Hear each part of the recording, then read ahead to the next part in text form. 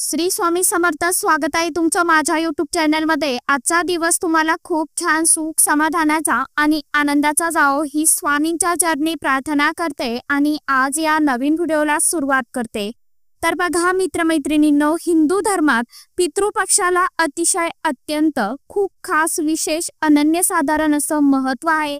पितर आणि पूर्वजांच्या आत्म्याच्या शांती पूजेसाठी वर्षातील 15 दिवस खास विशेष मानले जातात. त्याला आपण पितृपक्ष या नावाने सुद्धा ओळखत असतो. पितृपक्षामध्ये आपले पूर्वज हे पितृलोकातून पृथ्वीवरती येत असतात आणि असे शास्त्रामध्ये सांगितले आहे. पितृपक्षात पितर आणि पूर्वजांच्या शांती व तृप्तीसाठी धार्मिक विधी जे आहेत तर ते केले जातात. या दिवशी श्राद्ध, तर्पण, पिंडदान करण्यास फार महत्त्व आहे. पितृपक्षामध्ये श्राद्ध केल्याने पितरांचे ऋण फेडले जाते, त्यांना मोक्ष प्राप्त होत असतो अशी देखील मान्यता आहे.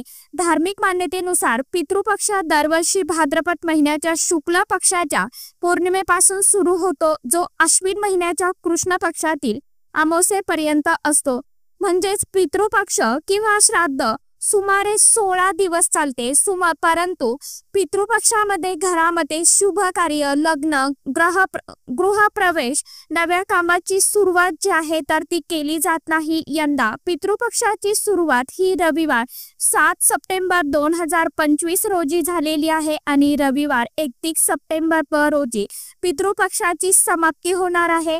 21 सप्टेंबर रोजी आलेली आहे अमावस्या. ही सामान्य अमावस्या नसून तिला सर्व पितृ अमावस्या असं अमावस्या म्हटलं जातं आणि पितृपक्षामध्ये सर्व पितृ अमावस्येला खूप खास विशेष महत्त्व आहे. जर पूर्वजांच्या मृत्यूची तिथी माहीत नसेल तर तुम्ही सर्व पितृ अमावस्येला श्राद्ध आणि तर्पण करू शकता. पितृपक्षांच्या काळामध्ये पितरांचं तर्पण आणि श्राद्ध, पिंडदान केलं जातं. यामुळे पितरांच्या आत्म्याला शांती आणि मोक्ष मिळत असतो. या काळामध्ये पूर्वजांच्या मृत्यूच्या तिथीनुसार ब्राह्मणांना भोजन, दक्षिणा, वस्त्रदान केलं जातं. त्याचबरोबर या दिवसात पितरांचं स्मरण केल्याने त्यांचा कृपा आशीर्वाद जो आहे तर तो आपल्याला नक्कीच लाभत असतो. शास्त्रानुसार सकाळ संध्याकाळ देवतांची पूजा केली जाते, पण दुपारी 12 वाजता पितरांचं श्राद्ध केलं जातं. पितृपक्षाला श्राद्ध पक्ष असं म्हटलं जातं. हिंदू धर्मात पितृपक्षाचे खूप महत्त्व आहे. धार्मिक मान्यतेनुसार या 15 दिवसामध्ये पितर आपल्या कुटुंबाला आशीर्वाद देण्यासाठी पृथ्वी तलावरती आलेले असतात. त्यांच्या आत्म्याच्या शांतीसाठी तर्पण इत्यादी विधी जे आहेत तर ते केले जातात. विधीनुसार पितरांच्या नावाने तर्पण इत्यादी केल्याने वंश वाढतो आणि पितरांच्या आशीर्वादाने व्यक्तीला सुख, शांती, सौभाग्य मिळत असते. ऋषी मुनींनी आपले संपूर्ण जीवन हे 16 विधीमध्ये बांधलेले आहे. यातील पहिला विधी हा जन्म आहे आणि शेवटचा विधी म्हणजेच अंत्यविधी भाद्रपद शुक्ल पौर्णिमेपासून ते अश्विन कृष्ण अमावस्या अर्थात सर्व पितृ अमावस्येचा हा 16 दिवसांचा काळ पितृपक्ष म्हणून ओळखला जातो. पितृपक्षामध्ये काही उपाय सेवा केल्या जातात. पितृ ऋणापासून आपल्याला मुक्ती मिळते. या सेवा आणि उपाय केल्याने अनेक समस्यांपासून सुटका होते. असाच एक उपाय मी आजच्या व्हिडिओमध्ये तुमच्या बरोबर शेअर करणार आहे. या उपायामध्ये आपल्याला पितृपक्षामध्ये रोज संध्याकाळी एका ठिकाणी एक दिवा जो आहे तर तो प्रज्वलित करायचा आहे. दिवा कोणता घ्यायचा आहे, शिवाय या दिव्यामध्ये अशी कोणती वस्तू तुम्हाला पितरांना प्रसन्न करून घेण्यासाठी टाकायची आहे, जेणेकरून आपले पितर आपल्याला भरभरून सुखी संसाराचे आशीर्वाद देतील आणि आपल्यावरती येणारी जी काय संकट, दुःख, विघ्न आहेत तर ती दूर होतील. तर अशी याविषयीची संपूर्ण माहिती आजच्या या नवीन व्हिडिओमध्ये मी तुमच्या बरोबर शेअर करणार आहे. त्यामुळे तुम्ही हा व्हिडिओ स्किप न करता शेवटपर्यंत नक्की बघा. चॅनलवरती तुम्ही जर हा व्हिडिओ पहिल्यांदा बघत असाल तर चॅनलला आवर्जून सबस्क्राईब करा आणि असेच नवनवीन माहितीपूर्ण व्हिडिओ बघण्यासाठी समोरील बेल आयकॉनलाही प्रेस करा. त्यामुळे काय होईल, जेव्हा कधी मी नवीन व्हिडिओ अपलोड करेल तर सर्वात अगोदर त्याचं नोटिफिकेशन तुम्हाला मिळेल आणि तुम्ही एकही व्हिडिओ मिस करणार नाही. तर बघा मित्रमैत्रिणींनो, भाद्रपद महिन्यातील कृष्ण पक्षातील जी तुमच्या पितरांची श्राद्ध तिथी आहे त्या तिथीला पितरांना पाणी, तीळ, तांदूळ, जव आणि दर्भ याचं पिंड बनवून तो पितरांचं श्राद्ध केलं जातं. त्याचबरोबर ब्राह्मणांना अन्नदान केल्याने पितर प्रसन्न होतात. त्यांच्या आनंदाने पितृ ऋणापासून मुक्ती मिळते। श्राद्ध हा पितराप्रती आदर व्यक्त करण्याचा आणि कृतज्ञता व्यक्त करण्याचा विधी मानला जातो। पितृपक्षाला श्राद्ध तिथी असं देखील म्हटलं जातं। यापैकी मध्यान्ह व्यापिनी तिथीला महत्त्व असते। जर तुम्हाला पितरांच्या मृत्यूची तारीख किंवा तिथी माहीत नसेल तर मग अशा वेळी अमावस्येला श्राद्ध करावं, पण श्राद्ध हे तिथीनुसार करायला हवं। ज्या व्यक्तींचा अपघाताने मृत्यू होतो त्यांनी चतुर्दशीला श्राद्ध करावं। या दिवशी पितरांचं तर्पण आणि पूजाविधी केल्याने पूर्वज प्रसन्न होऊन आपल्याला आशीर्वाद देतात। यावेळी पिंडदान आणि तिलांजली दिली जाते। तर पूर्वजांसाठी आधीपासून तुमच्या घरामध्ये श्राद्ध केलं जात नसेल, पितरांची सेवा वा तुमच्या घरामध्ये होत नसेल तर अनेक अडचणींचा समस्यांचा सामना जो आहे तर तो आपल्याला आयुष्यामध्ये करावा लागतो, ज्यामुळे प्रामुख्याने आर्थिक समस्या येतात, शारीरिक समस्या वाढतात, घरामध्ये मानसिक समस्या वाढतात। आर्थिक समस्या असतील तर तुम्ही खूप कष्ट मेहनत करताय, परंतु तरी देखील तुमच्या कष्टाला मेहनतीला हवं तसं यश जे आहे तर ते मिळत नाही, म्हणावा तसा पैसा पुरेसा घरामध्ये येत नाही किंवा आला तरीही तो घरामध्ये टिकून राहत नाही। म्हणजेच काय तर घरामध्ये आर्थिक स्थैर्य जे आहे तर ते नाही, अनावश्यक खर्च जो आहे तर ते वाढता, आजारपण वाढते। घरामध्ये असलेली एखादी व्यक्ती आजारी पडते, ती बरी होत नाही की लगेचच दुसरी व्यक्ती आजारी पडते।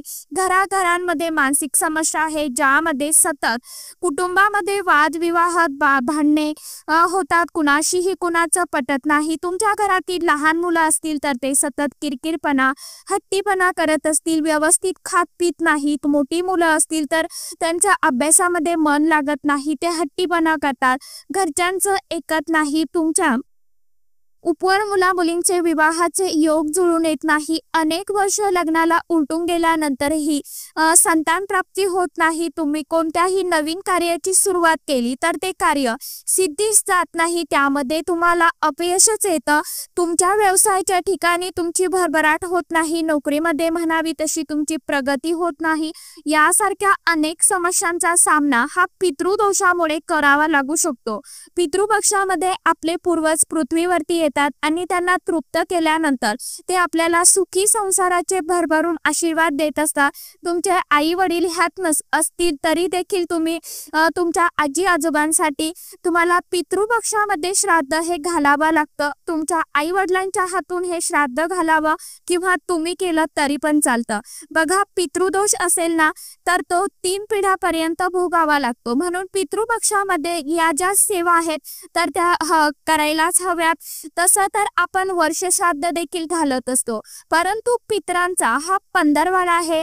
या काळामध्ये आपले पूर्वज हे पृथ्वीवरती येतात, म्हणून ही सेवा प्रत्येकाच्या हातून व्हायलाच हवी। पितृपक्षामध्ये आपण पितरांचे श्राद्ध केल्यानंतरही या 15 दिवसाच्या काळामध्ये आपले पूर्वज हे पृथ्वीवरच वावरत असतात, म्हणून 15 दिवस रोज अगदी नित्यनेमाने तुम्हाला तुमच्या पूर्वजांसाठी एक दिवा जो आहे तर तो आवर्जून लावायचा आहे। हा दिवा तुम्ही कुठे लावू शकता हे देखील मी तुम्हाला व्हिडिओमध्ये समोर सांगणारच आहे। बघा, तुम्हाला तिथे हा दिवा जो आहे तर तो लावायचा आहे, जिथे तुम्हाला शक्य होईल, जिथे जमेल तुम्हाला तिथे तो दिवा जो आहे तर तो प्रज्वलित करून घ्यायचा आहे। सगळ्यात महत्त्वाचं म्हणजे हा दिवा कोणी लावावा तर आपल्या घरातील जी कर्ती स्त्री आहे किंवा कर्ता पुरुष आहे तर त्या दोघांपैकी कुणीही हा एक दिवा जो आहे तर तो लावला तरी पण चालेल। बघा, आपल्या सर्व महिलांच्या बाबतीत असं होतं की महिन्याला आपली अडचण येते, म्हणजेच काय तर आपला पिरियड येतो, त्या 15 दिवसाच्या काळामध्ये ती अडचण येऊ शकते। अशा वेळी तुमच्या पतीने हा दिवा लावला तरी सुद्धा चालतो, पण जर तुम्हाला सुतक पडलेलं असेल तर मग सुतक जे आहे तर ते 10 दिवस पाळावं लागतं। सुतकाच्या काळामध्ये तुम्हाला चुकूनही हा दिवा जो आहे तर तो लावायचा नाही। सुतकामध्ये आपण तसं कोणतंही कार्य जे आहे, धार्मिक कार्य जे आहे तर ते करत नाही, त्यामुळे पितृ देखील देवासमान असतात, त्यामुळे ही चूक आपल्याला करायची नाही। सुतक फिटल्यानंतर मग तुम्ही सेवा करू शकता आणि सुतकामध्ये तुम्हाला पितरांचं श्राद्ध देखील घालता येणार नाही, ते श्राद्ध तुम्ही सर्व पितरी अमावस्येच्या दिवशी घालू शकता। या उपायासाठी आपल्याला एक दिवा घ्यायचा आहे। हा दिवा आपण पुढील 15 दिवस वापरायचा आहे, तो बदलायचा नाही। ज्या पहिल्या दिवशी तुम्ही हा दिवा घेतला तर तोच दिवा तुम्हाला सर्व पितरी अमावस्यापर्यंत तोच दिवा ठेवायचा ठेवायचा आहे। दिवा कधीही देवघरातला असो किंवा कोणताही असो सतत आपल्याला बदलायचा नाही, एकच दिवा आपल्याला ठेवायचा आहे। तर तो पूर्वजांच्या स्मरणार्थ आपण लावला होता। तुम्ही एखादी मातीची पंती घेऊ शकता, ती रोज स्वच्छ धुवून घासून पुसून तुम्हाला परत वापरायची आहे। किंवा जर तुम्हाला शक्य असेल कणकेचा दिवा रोज तयार करणं तर तो तुम्ही बनवून घ्या। त्यामध्ये फक्त तुम्हाला मीठ जे आहे तर ते घालायचं नाही, एक दिवा तयार करायचा। हा जो दिवा तुम्ही रोज तयार करायचा आहे कणकेचा एक दिवस वापरल्यानंतर दुसऱ्या दिवशी तुम्हाला वापरता येणार नाही कणकेचा दिवा। दिवा हा सर्वश्रेष्ठ मानला जातो, म्हणून कणकेचा दिवा देखील तुम्ही लावू शकता। रोजच्या रोज तुम्हाला कणकेचा दिवा जो आहे तर तो बनवायचा आहे। आता रोज संध्याकाळी हा उपाय आपल्याला करायचा आहे। तर दिवे लागणीच्या वेळेस दिवे लागणीची ही वेळ संध्याकाळची 6:30 ते 7:30च्या दरम्यान। आता याच वेळेमध्ये आपले पूर्वज देखील आपली वाट बघत असतात। ज्याप्रमाणे माता लक्ष्मी आपल्या घरामध्ये याच वेळेत आगमन करते, अगदी त्याच प्रकारे पूर्वज देखील थांबलेले असतात। म्हणून शक्य झालं तर या वेळेमध्ये हा उपाय करा, दिवा लावा। किंवा मग तुम्ही 6:30 पासून ते रात्री 9 पर्यंत हा उपाय करायचा आहे। तर या उपायासाठी आपण घेतलेला जो दिवा आहे त्या दिव्यामध्ये आपल्याला तेल घालायचं आहे। मग ते मोहरीचं तेल तुम्ही विकत आणून ठेवा आणि हेच तेल पूर्वजांच्या स्मरणार्थ आपल्याला वापरायचं आहे। मोहरीचं तेल घालायचं, 2 वातीची 1 वात करून आपल्याला त्या दिव्यामध्ये लावायचे आहे। आता हा दिवा ठेवण्यापूर्वी दिव्याला आपल्याला आसन द्यायचं आहे। मग एखादी प्लेट तुम्ही घ्या किंवा वाटी घ्या, त्यामध्ये थोड्याशा अखंड अक्षता तांदूळ जे आहेत तर ते ठेवायचे आहे, कारण दिव्याला नेहमी आसन असावं। मग जर तुम्ही असंच प्लेट वापरणार नसाल तर मग एखादा विड्याचं पान घेऊ शकता किंवा पिंपळाचं पान घेऊ शकता, त्यावरती हा जो दिवा आहे तर तो तुम्हाला ठेवायचा आहे। दिवा प्रज्वलित करायचा, दिव्याला देखील तुम्हाला हळदी कुंकू अक्षता फूल अर्पण करायचं आहे। दिव्यामध्ये तुम्हाला चिमूटभर काळे तीळ टाकायचे आहे। काळे तीळ हे पितृदोषांपासून मुक्ती मिळवण्यासाठी अतिशय अत्यंत खूप खास आणि प्रभावी मानले जातात, म्हणूनच आपण पिंडदान करताना देखील काळे तीळ टाकतो आणि पितरांना ज्या वेळेस आपण नैवेद्य अर्पण करतो त्यावेळी देखील काळे तीळ टाकले जातात। तर चिमूटभर काळे तीळ टाकल्यानंतर आपल्याला हा जो दिवा आहे तर तो कुठे ठेवायचा, तर सगळ्यात पहिला उपायामध्ये तुम्हाला तुमच्या घराची जी दक्षिण दिशा आहे तर त्या दिशेला जी तुमची रूम असेल त्या रूम मध्ये तुम्हाला हा दिवा लावायचा आहे। दक्षिण दिशेची जी भिंत आहे त्या भिंतीजवळ हा दिवा तुम्हाला दक्षिणेकडे तोंड करून ठेवायचा आहे। त्यानंतर तुम्हाला तिथे आसन घेऊन बसायचं आहे आसनावरती आणि ओम पितृदेवाय नमः, ओम पितृदेवाय नमः, ओम पितृदेवाय नमः या मंत्राचा तुम्हाला किमान 108 वेळा जप करायचा आहे। शक्य असेल तर जास्त केला तरीही चालेल। आता बऱ्याच जणांच्या घरामध्ये वास्तुशास्त्रानुसार घर नसल्यामुळे अडचणी येऊ शकतात। दक्षिण दिशेला जर त्यांचं बाथरूम असेल तर मग तिथे तुम्हाला हा दिवा लावता येणार नाही। मग अशा वेळी तुम्ही हा दिवा कुठे लावायचा, तर बघा आपल्या घरामध्ये पाणी पिण्याचा जो माठ असतो, आपल्या किचन मध्ये अन्नपूर्णा देवी किंवा माता लक्ष्मी अन्नपूर्णा देवी लक्ष्मीचा म्हणजेच देवी पार्वतीचा निवास असतो, तर त्या ठिकाणी आपण हा दिवा लावू शकता। पाण्याचा माठ जो असतो तिथे देखील आपले पितर जे आहेत तर ते येत असतात, त्यामुळे तिथे हा दिवा तुम्ही लावायचा आहे। सांगितल्याप्रमाणे सेम तुम्हाला मोहरीचं तेल दिव्यामध्ये घालायचं आहे। 2 वातीची 1 वात तुम्हाला डाब करून त्यामध्ये टाकायची आहे। असं दिव्याला आसन देऊन तो दिवा तुम्हाला दक्षिण दिशेकडे तोंड करून तो तुम्हाला पिण्याच्या माठाजवळ किंवा एखादा तुमचा भांडा मटका भरेल असेल तर तुम्हाला तिथे ठेवायचा आहे। यासोबतच तुम्हाला एक दिवा जो आहे तर तो पिंपळाच्या झाडाजवळ तुम्हाला लावायचा आहे। पिंपळाच्या झाडामध्ये भगवान श्रीहरी विष्णू देवांचा वास असतो, परंतु यासोबतच पिंपळाच्या झाडामध्ये आपल्या पितरांचं देखील वास्तव्य असतं। तुमच्या घराच्या आसपास एखादं जर पिंपळाचं मोठं झाड असेल तर तिथे तुम्हाला हा जो दिवा आहे तर तो लावायचा आहे आणि सोबत जाताना तुम्हाला एक पाण्याचा लोटा भरून देखील न्यायचा आहे। हळदी कुंकू देखील न्यायचा आहे। पिंपळाच्या झाडाजवळ गेल्यानंतर संध्याकाळी तुम्हाला सर्वात प्रथम पिंपळाच्या झाडाला आपण सोबत नेलेल्या लोट्यामधलं जल जे आहे तर ते अर्पण करायचं आहे। त्यानंतर हळदी कुंकू अक्षता अर्पण करायचे आहे। पिंपळाच्या झाडाला दक्षिण दिशेकडे तोंड करून आपल्याला पूर्वजांचं स्मरण करत हा दिवा जो आहे तर तो लावायचा आहे। आपल्या पूर्वजांच्या स्मरणार्थ हा दिवा तिथे लावल्याने पूर्वजांचे आशीर्वाद तर आपल्याला मिळतच असतात। याशिवाय भगवान श्री हरी विष्णुदेव आणि माता लक्ष्मी देखील आपल्याला भरभरून आशीर्वाद देत असते। नंतर दिवा तुम्ही तुमच्या घराच्या मुख्य द्वाराच्या बाहेर सुद्धा लावायचा आहे। मुख्य प्रवेशद्वारातून चांगल्या किंवा वाईट गोष्टी आपल्या घरामध्ये येत असतात आणि असं म्हणतात की पंधरवाड्यामध्ये पूर्वज हे उंबरठ्या बाहेर थांबलेले असतात। म्हणून दही भाताची आघोरी ज्या वेळेस पूर्वजांना आपण अर्पण केली जाते ती उंबरठ्या बाहेर दिवा ठेवूनच त्यामध्ये ती आघोरी जी आहे तर ती टाकली जाते।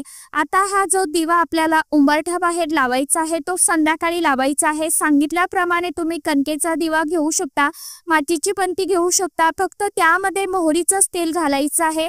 लक्षात घ्या, दिवा असाच तुम्हाला तयार करायचा। त्यामध्ये चिमूटभर काळे तीळ टाकायचे। त्यानंतर हा दिवा जो आहे तर तो उंबरठ्याच्या बाहेर लावायचा आहे। तर कसा लावायचा सांगितल्याप्रमाणे दिव्याला तुम्हाला आसन द्यायचं आहे। पिंपळाचं पान, विड्याचं पान जे आहे तर तुम्ही घेऊ शकता किंवा मग प्लेटमध्ये थोडेसे अखंड तांदूळ घेऊन त्या दिव्याला तुम्हाला आसन द्यायचं आहे आणि उंबरठ्याच्या कोणत्याही बाजूला तुम्ही तो दिवा लावू शकता। फक्त दिव्याची ज्योत वात जी आहे ती दिशा जी आहे तर ती तुमची दक्षिणेकडे असावी। त्यानंतर आपल्याला ओम पितृदेवाय नमः या मंत्राचा जप करायचा आहे। जास्तीत जास्त होईल तितका, ज्यांना शक्य नसेल जास्त करणं त्यांनी 108 वेळा आवर्जून करा। तर अशा पद्धतीने तुम्हाला हा जो उपाय आहे तर तो करायचा आहे। त्याचप्रमाणे पूर्वजांचं स्मरण करून अगदी रोजच्या रोज उंबरठ्या बाहेर पितरांच्या स्मरणार्थ हा जो दिवा आहे तर तो प्रज्वलित करू शकता। असं नाही की हे चारही ठिकाणी तुम्हाला हे दिवे लावायचे आहे, पण शक्य झालं तर श्राद्ध तिथी ज्या दिवशी आहे त्या दिवशी पिंपळाच्या झाडाजवळ एक दिवा तुम्ही नक्की लावा। त्यानंतर इतर दिवशी कोणताही एक दिवा तुम्ही प्रज्वलित करू शकता। जसं की आपण घरामध्ये पिण्याचं मटकं ठेवतो तर त्या मटक्याजवळ तुम्ही दिवा लावू शकता दक्षिण दिशेला तोंड करून, किंवा मग पिंपळाच्या झाडाजवळ तुम्हाला दिवा लावायचा आहे। एका ठिकाणी लावला तरी देखील चालणार आहे। तर सांगितल्याप्रमाणे अशा पद्धतीने तुम्हाला हा जो दिवा आहे तर तो पितृपक्षामध्ये लावायचा आहे। तर चला, सांगितल्याप्रमाणे आवर्जून उपाय करून बघा आणि जे काही साहित्य आहे तर ते तुम्ही एखाद्या झाडाच्या खाली किंवा कापूर घेऊन त्या वाती जे उरलेलं आहे, तीळ आहे किंवा वात आहे शिल्लक राहिली तर ती साठवून ठेवा आणि कापुरासोबत जाळून टाका, काही अडचण नाही। किंवा झाडाच्या कुंडीमध्ये दाबून टाकली तरी देखील चालणार आहे। तर सांगितल्याप्रमाणे उपाय करून नक्की बघा। तर आजच्या व्हिडिओमध्ये इतकीच माहिती होती। कशी वाटली नक्की सांगा। व्हिडिओ आवडला तर चॅनलला आवर्जून लाईक, शेअर, सबस्क्राईब जरूर करा। परत भेटूया नवीन माहितीसोबत, नवीन व्हिडिओसोबत। तोपर्यंत सर्व माझ्या यूट्यूब परिवाराला श्री स्वामी समर्थ।